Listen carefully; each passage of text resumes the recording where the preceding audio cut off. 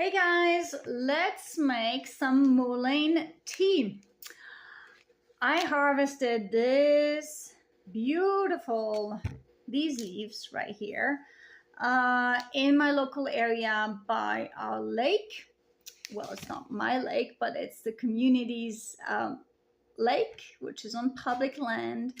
And next to moisture, you can find this plant called mullein. It's a plant that is actually pretty common, it seems, in the US. But here in the mountains of Southern California, I do find them. I have learned how to identify them from a local forager who took me under his wing and taught me basically out in the field how to recognize sorry, my funnel fell, how to recognize the plant. And I'm very, very grateful for this sharing of knowledge from this elder. And so I harvested only a few leaves. That's enough for me and my family. That's enough. And the reason why I harvested mullein is because of its respiratory properties. So I have this fantastic book here that shows mullein and its properties in great detail. That's from a herbalist called Nicole Appelian. Not too sure how to pronounce her name. And her book, The Lost Book of Herbal Remedies, is my basically reference guide, although I have researched the plant in other books and online on YouTube. So there's plenty of information about the mullein plant. And it has this beautiful large leaves and gorgeous stalks and yellow flowers when it's in bloom. Do not try to identify it by yourself if you've never if you're not 100% sure about how to find this plant. I think that a one-on-one relationship with a local person who's very familiar with the plant in your area and has formed a relationship with each plant and has used the plant for edible purposes or medicinal purposes, just make sure you have your knowledge from somebody who knows what they're doing, and you can learn from this person, and you can complement your knowledge with books for how to use the plant, how to dry them, how to turn them into tincture or balms or infused oils and things like that. So you can complement your knowledge with books, with also plant identification apps, but because there are some lookalikes in the plant world, I think it's important to make sure you're not consuming poisonous or toxic plants. There are plenty of plants that are wonderful and accessible and simple to use for your everyday ailments or for nutrition. But there are also some lookalikes. So get familiar with the local plants in your local area. And it's so fun. So let's go back to mullein and the respiratory properties of it. I am not a botanist. I am not an expert in any way or shape. I don't claim to be anything. I don't sell anything, but I do want to create relationships with the plants in my area, and mullein is one of them. And it's amazing because I live in very high altitude. I live on top of a mountain in California, and it's very funny that the plants in this area, a lot of them have respiratory properties.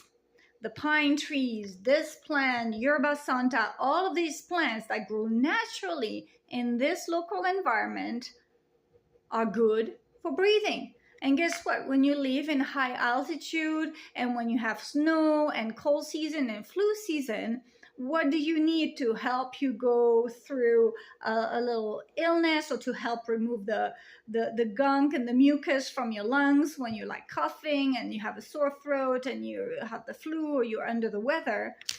These plants are helpful.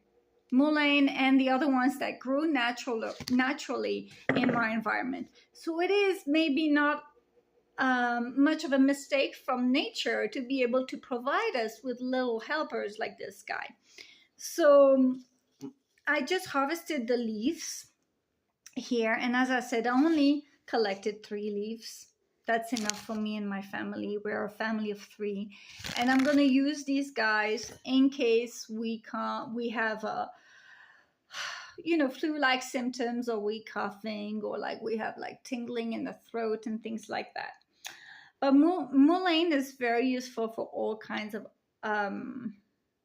other things too.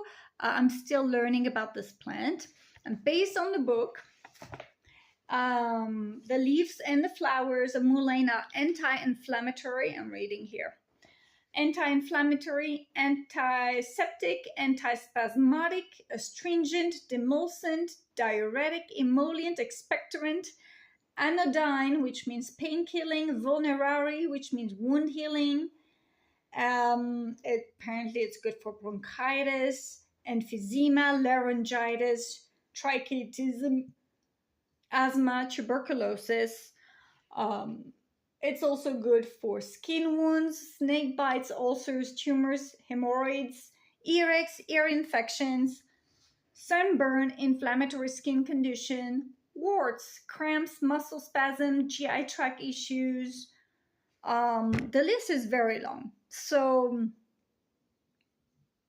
I have a lot to learn about this plant, but I know its primary use in my area, and for the use that I think I'm going to have is when it's cold and snowy and windy, and we come home with like runny noses and coughs and things like that. So that would be a very helpful plant, which I've used before. I've made a mullein infused oil, which I applied on the chest during when one of us in the family had some kind of congestion and was coming down with something.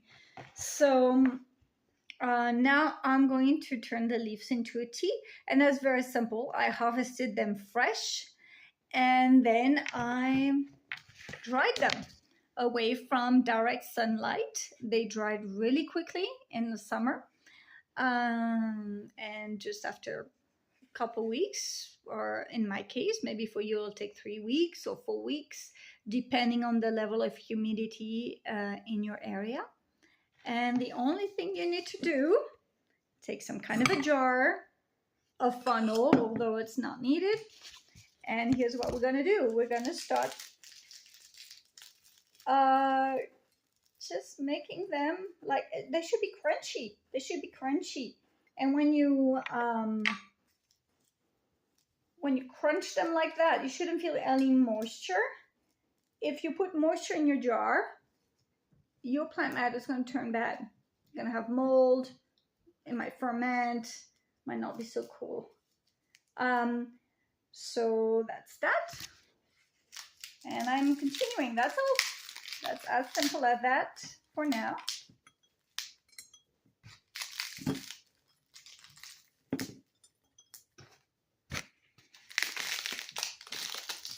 Oh, it's very crunchy. And I'm making a bit of a mess, but that's normal. Okay, let's continue to crunch this up. Ooh. And a little bit more here. That's it. That is mullein in the jar. That's how I've made my tea for the entire winter season. Our family is not too prone to a lot of sickness, but when my son was very little, he would come home with things that got passed on from kid to kid. And yeah, we were sick way more often than we are now that he's older. He doesn't bring nearly as many germs into the house, but it could happen. We could get sick, and that would be a wonderful tea to make. Here it says to be careful, like with many plants, just be careful if you are pregnant or you're breastfeeding. And there could be a little bit of irritations as well, because the leaves have these little teeny tiny soft fibers, or and they feel very soft, but some people could have a little bit of reaction to it. So just tread it lightly. When you make your tea, just use fine mesh to capture the little hair. Yeah, just fine mesh. What else should I say about that? And just like with the boiling water, it should like dissolve a lot of the particles like that. Yes, that was easy. And I am going to use this just as an in case. I'm not going to use this on a regular basis. Some of the plants, like for example, if you harvest mint, you can drink mint tea every single day. This one for me is a little bit more medicinal, and I'm going to tread it a little bit more lightly. Maybe it's possible to drink it every day. Maybe it helps overall health, but I don't have that need in my life. So I'm going to keep her, Mullein, she's a she. I'm going to keep her in my apothecary with all my harvested herbs. And that's enough for us. Guys, thank you so much for tuning in. If you've learned something, please like this video. It would help me and my channel a lot. Here at Minimize to Maximize, we are looking to go on this journey to minimize the clutter, the excess from our lives, and to maximize things that are really beneficial to our lives. And in my case, there are many things that are beneficial to my lives: the relationship with my son, with my husband, with my colleagues, with my friends, my relationship with the land, with the nature, my relationship with my own body, with food, with water. So there's a lot of things that I enjoy creating and exploring. And so that's the part those are the things that I like to maximize. But for me to maximize those areas that bring me joy and fulfillment and interest and curiosity, I also need to be mindful about the excess and letting go of what is not serving me, whether it's objects or mind clutter, project clutter, emotional clutter. There's a lot to unpack here. So join us on this journey, and let's minimize to maximize. And yeah, subscribe to the channel, share the video with family and friends. If you've learned something about mullein, you might be able to find this beautiful plant in your backyard and start making a tea. That's very simple. Take care, guys, and enjoy the journey. Bye.